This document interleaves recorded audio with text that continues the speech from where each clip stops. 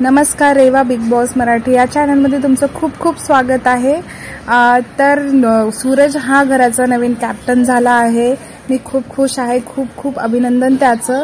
आणि त्याला काही माझ्या व्हिडिओवरती काही लोक कसे कमेंट करतात, खूपच वाईट कमेंट आणि खूपच चांगलंही कमेंट। तर एका दादाने केली आहे, आता माणुसकी घेऊन गेलाय, निस्वार्थी माणूस, पैसा कपडे चप्पल बूट काही जरी नसलं त्याच्याकडे, पण त्याहूनही मोठं म्हणजे संस्कार आहेत त्याच्याकडे, जे पैशाने नाही भेटत। आता तुटकी चप्पल घेऊन गेला होता, बाहेर येताना ट्रॉफी घेऊन येणार, नक्कीच दादा ट्रॉफी घेऊन येणार सूरज। खूप खूप सपोर्ट आहे त्याला सगळ्यांचा, महाराष्ट्राचा पूर्ण जनता तर सपोर्ट करतच आहे दादा। बरोबर आहे तुमचं आणि खूप छान कमेंट केली, धन्यवाद।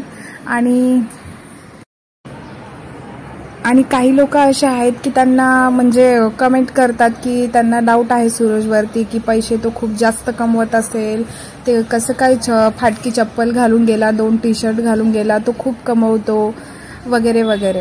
तर मला एक दादांनी अशी कमेंट केली की लाज कशी वाटत नाही तुम्हाला, अशी पोस्ट सपोर्ट करताय, ज्या सपोर्ट केल्याने तुम्हाला काय त्रास होतोय ना, म्हणजे आम्हाला आवडतो तो, पूर्ण महाराष्ट्राला आवडतो, ज्याला नाही आवडत त्यांनी नाही बघावं, त्याचा सक्सेस जर नसला आवडत तुम्हाला तर। मला तर आवडतं आणि माझ्या महाराष्ट्राला पूर्ण महाराष्ट्राला सुद्धा आवडतो तो, आणि खूप सपोर्ट करतात त्याला लोक, काहीतरी असेलच ना त्याच्यामध्ये, म्हणूनच सपोर्ट करतात ना।